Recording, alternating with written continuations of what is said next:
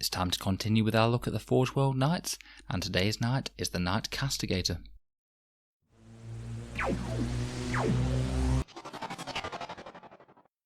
Hello and welcome back to Auspex Tactics, the strategy focused 40k channel, where we're looking to get the best out of your miniatures on the battlefield. Now the Knight Castigator is one of the Forge World Cerastus passing knights, so faster and tougher than its Questoris brothers, and armed with some interesting and arcane wargear options. In this video we'll take a quick look at the knight's datasheet, any obvious buffs, warlord traits, relics, and stratagems that we can use on him, and any obvious tips or tricks for using him on the battlefield. In the background, the Knight Castigators are employed by knight households who are often faced with overwhelming numbers, deployed against orc hordes or mass cultist uprisings alike. These guys are here to stop a knight household being brought down through sheer numbers alone, and to absolutely decimate enemy infantry formations. So do his rules match up with his fluff? Let's take a look. The Knight Castigator is as ever a Lord of War choice for Codex Imperial Knights, and as the points currently stand, he will set you back 430 for including him in your army. He's armed with a mighty Castigator bolt cannon, a Tempest warblade, and his titanic feat. He has the standard Cerastus Knight Passion stat line, which is basically the same as a standard knight, but with 2 extra inches of movement, 3 extra wounds, so 27 wounds, movement 14, but is otherwise unchanged, so it's a little faster, a little tougher than the standard Questoris Knights. That Castigator bolt cannon is a very nice anti-infantry weapon, as has been suggested. It's strength 6, AP -2, damage 2, heavy 16, and 36-inch range.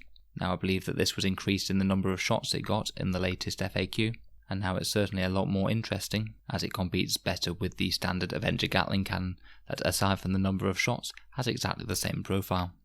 That Tempest warblade is strength +6, so that's strength 14, AP -3, damage 3, but you make 2 hits for each attack made by this weapon instead of 1.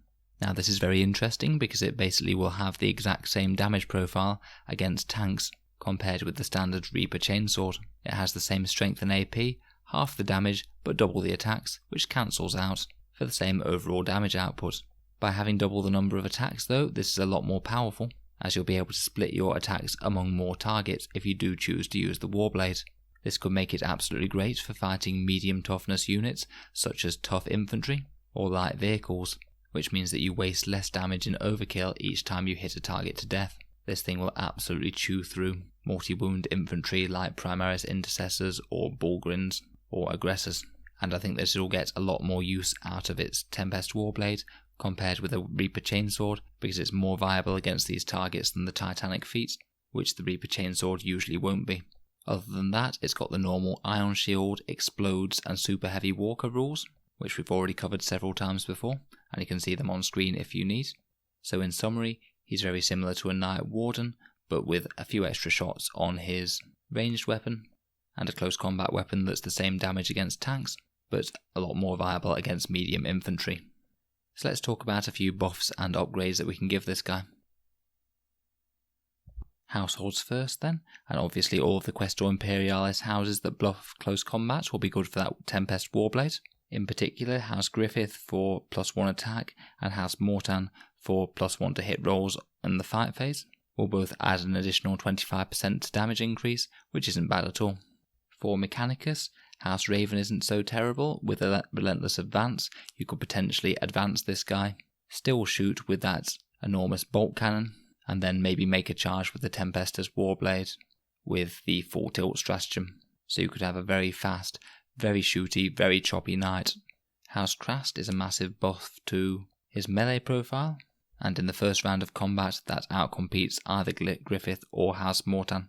House Tyrannus is always great because of that 6-up Feel No Pain and getting up dead knights, and House Volker's Firestorm protocols of reroll 1s to hit the closest unit could well be worth it if he's charging towards a bunch of enemy screening units. In terms of relics and warlord traits, Iron Bulwark's always strong, Knight Seneschal can give him an extra attack, Landstrider could give him +2 to advance and charge, which could be particularly great on a Raven Knight that you want to hurl headlong into the enemy, and Blessed by the Sacristan is a particularly interesting option, as each unmodified wound roll of 6 does a mortal wound.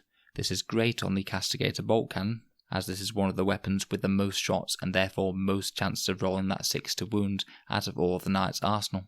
You can usually expect 1 to 2 mortal wounds every single time this fires, so that could be a lot more worth it than normal, but the other Warlord traits remain very good.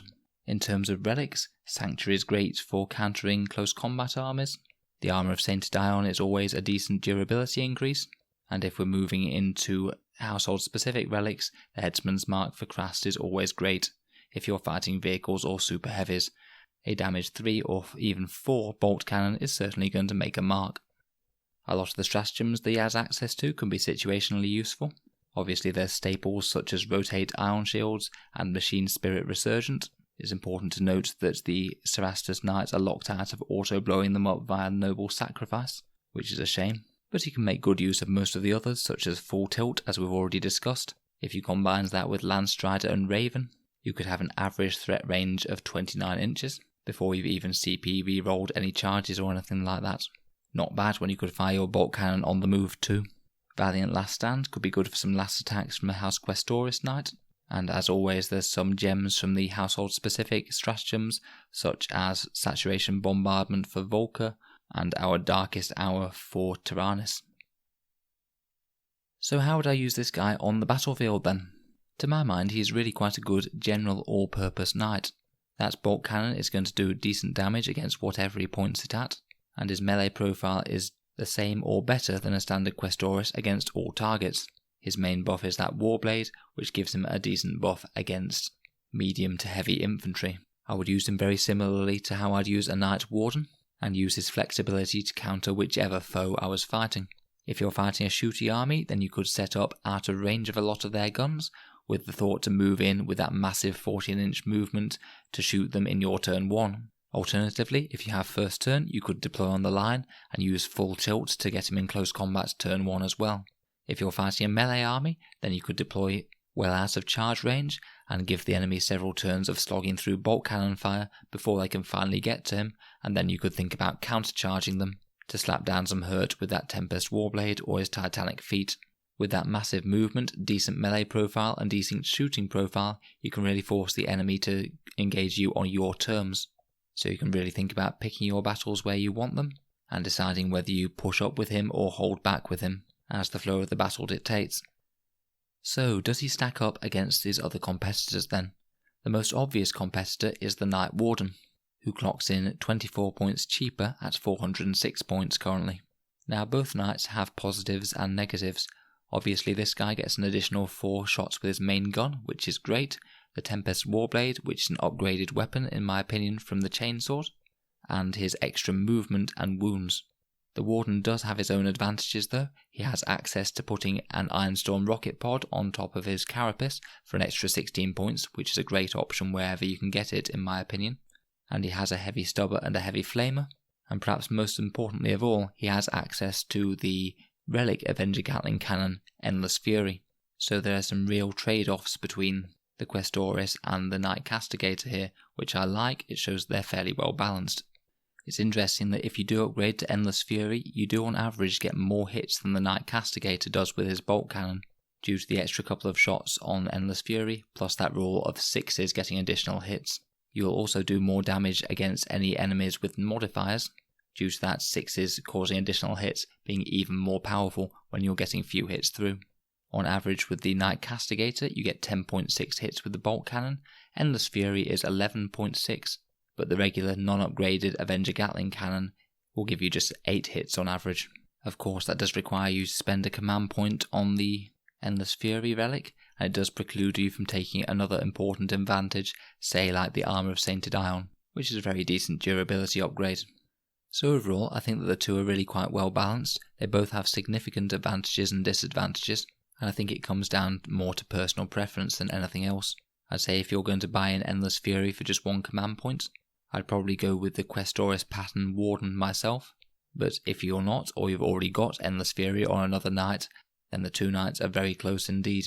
So good job to Games Workshop for balancing them well. The other obvious comparison that we'd need to make would be the Knight Castigator versus the Crusader, which seems to be the archetype for Imperial Knight competitiveness at the moment. Obviously that gives up the very decent close combat weapon in the Tempest Blade, the movement and the wounds, for a carapace option and another massive gun. the Castigator will be decently more durable point for point, particularly as the Crusader will be more expensive, but the Crusader will definitely be putting out a lot more ranged firepower, so it's better melee, durability and movement versus a decent increase in firepower for a slightly higher points cost. Overall, I think that the Cerastus Knight Castigator is one of the most competitive Forge World Knight options, and I've no doubt that they will see decent play in both competitive and casual games. He's certainly a fun little option, and I'm glad that Forge World have managed to balance him so well. If you've got any experience using one, then please let me know down in the comments, and please correct me if I've misunderstood any rules or anything like that. I'll be looking forward to continue my Forge World Knight reviews in coming weeks, so if you're interested in seeing that, please subscribe, and if you're enjoying my content, feel free to chip into my Patreon to help support the channel and encourage growth in the future. Thanks again for listening to Auspex Tactics, and I'll see you guys next time.